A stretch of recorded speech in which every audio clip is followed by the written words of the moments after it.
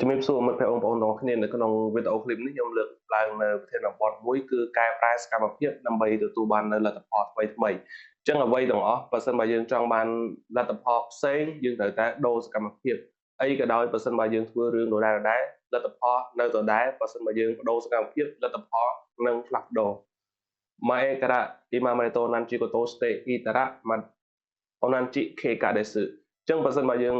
ធ្វើសកម្មភាពដដែលលទ្ធផលរបស់យើងវានឹងដដែលប៉ុន្តែបើសិនបើយើងចង់ផ្លាស់ប្ដូរយើងត្រូវផ្លាស់ប្ដូរនៅសកម្មភាពគឺការស្ដូរ action របស់យើងហើយដើម្បីផ្លាស់ប្ដូរទី1អ្វីដែលសំខាន់បំផុតយើងត្រូវតែស្មោះត្រង់ចំពោះខ្លួនឯងអញ្ចឹង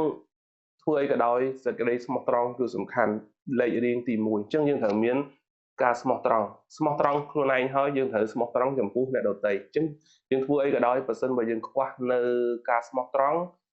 គេមិនទុកចិត្តយើងទេមិនថាតែខ្លួនឯងឬអ្នកដទៃមនុស្សជុំវិញទេអញ្ចឹងធ្វើអីក៏ដោយយើងត្រូវតែមាននៅភាពស្មោះត្រង់ចំពោះខ្លួនឯងចំពោះអ្នកដទៃចំពោះមនុស្សជុំវិញគឺ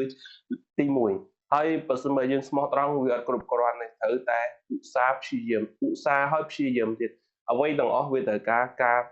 ឧស្សាហ៍ព្យាយាមទោះបីជាការងាររបស់យើងមិនទាន់ចេះជំនាញចំណេះអីជាច្រើនប៉ុន្តែយើងមាននៅការឧស្សាហ៍ព្យាយាមវាគឺជាដើមទុនរបស់យើងអញ្ចឹងដើម្បីឲ្យឧស្សាហ៍តើតែយើងអាសាវឹកហាត់ខ្លួនយើងឲ្យទៅជាមនុស្សឧស្សាហ៍ព្យាយាមអញ្ចឹងកាលណាយើងឧស្សាហ៍ព្យាយាមលទ្ធផលរបស់យើងវានឹងទទួលបាននៅជាច្រើនដែលពេលខ្លះយើងមិននឹកស្មានថាវាទទួលបានលទ្ធផលច្រើនអញ្ចឹងការឧស្សាហ៍ព្យាយាមគឺវាសំខាន់សម្រាប់មនុស្សយើងម្នាក់ៗអញ្ចឹង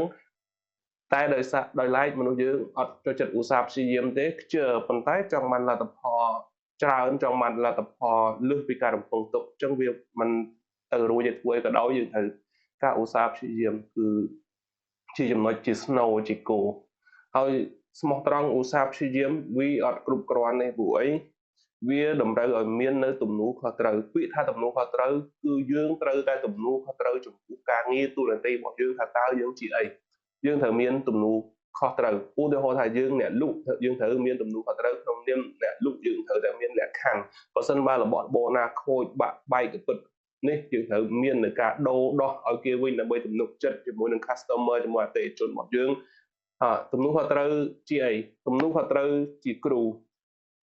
ក៏យើងត្រូវមានទំនួលខុសត្រូវដែរយើងបើសិនបើសិស្សអត់ចេះអត់ប្រឹងរៀនយើងបន្ទោសថាសិស្សគិតតែលេងទូរស័ព្ទគាត់កើតសិស្សអត់រៀនយើងត្រូវតែបញ្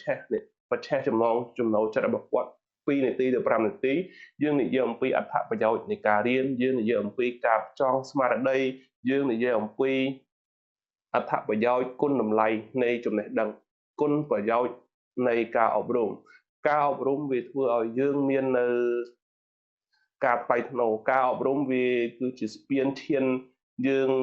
ចម្លងយើងពីត្រើយមកខាងទៅមកខាងដោយសារតែការអប់រំ